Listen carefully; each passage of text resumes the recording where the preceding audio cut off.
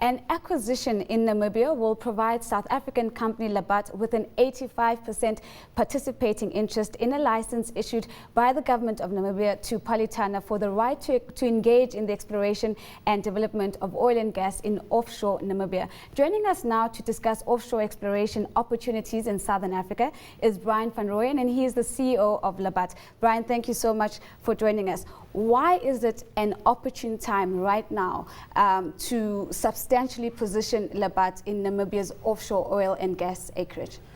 Well, good evening, Nozipo. I think the most fundamental one is a big petrol increase at midnight tonight.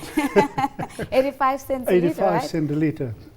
Now, I think Labat has been working for some time now as to what is the best way for the listed entity Labat over the past years and what its future hold. And we've signed an agreement, a line of equity agreement with Global Emerging Market, a $3.4 billion US fund whose focus is in resources, gas, oil and energy.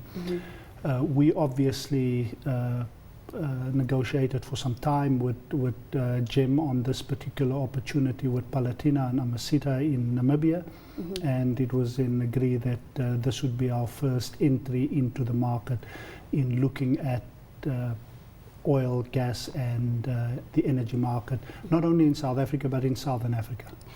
What is driving the sentiment behind this underdeveloped area, especially in Namibia, which has largely been considered sort of to be in the periphery and more of an extension of South Africa? What is driving the sentiment that Namibia is the new kid on the block to be looked out for in terms of oil and gas exploration? I think without going into the geological details that I'll leave for the experts to do that, but certainly on the other end of Namibia, on the Brazil coast, which mirrors the Brazilian, the Namibian one, is that there is oil.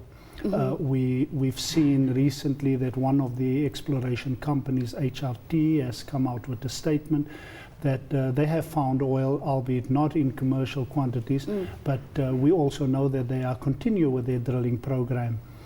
Obviously that opportunity, together with a whole lot of other opportunities on to the west coast and in other parts of Africa up north, which we are also exploring since we've made the announcement to acquire the participation rights, 85% in the participation rights.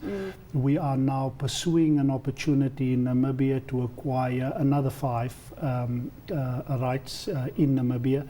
And then we are also in discussions with at least 3 unrelated independent entities to look at Tanzania. We have an opportunity that we are currently considering in the Democratic Republic of the Congo and then also in Congo-Brazzaville. So when we look at all these opportunities together, of course, with our partner GEM, we see an opportunity out that can revolutionize the whole energy, gas, oil and energy play in Southern Africa. Coupled with that, of course, is coming nearer to home. As a listed company, I'm not at liberty to say, but we are in negotiation with a South African company on gas resources, which we are currently evaluating. These are proven gas resources out in South Africa that could revolutionize the energy sector in South Africa. In South Africa. So it seems as if the opportunities are plenty. What are the upstream relative to downstream opportunities? Well, I think the upstream opportunities is obviously getting involved with your big farming agreements with exploration companies, which we are negotiating with through our funder and shareholder, Global Emerging Market out in New York. Discussions are underway with investors.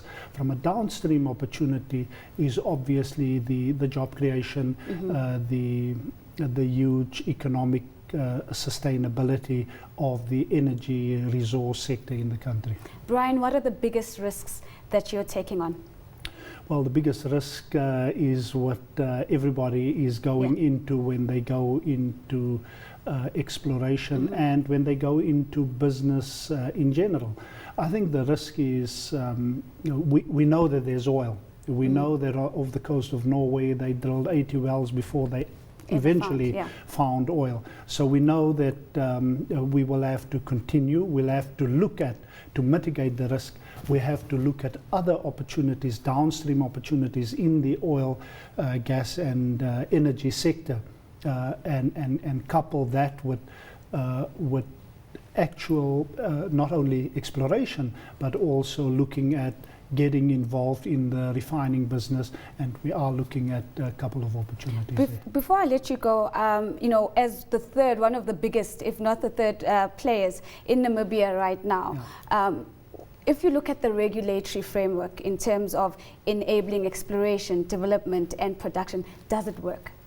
I think it does. We've obviously spent a great deal of time in getting to this, but I think the Namibian government has really made it accessible for people that want to play in the exploration area in Namibia by making it easy enough in order for us to. I mean, we've been at it now for 6 to 8 months, but if you look at any other country, it could take 2 years, 3 years.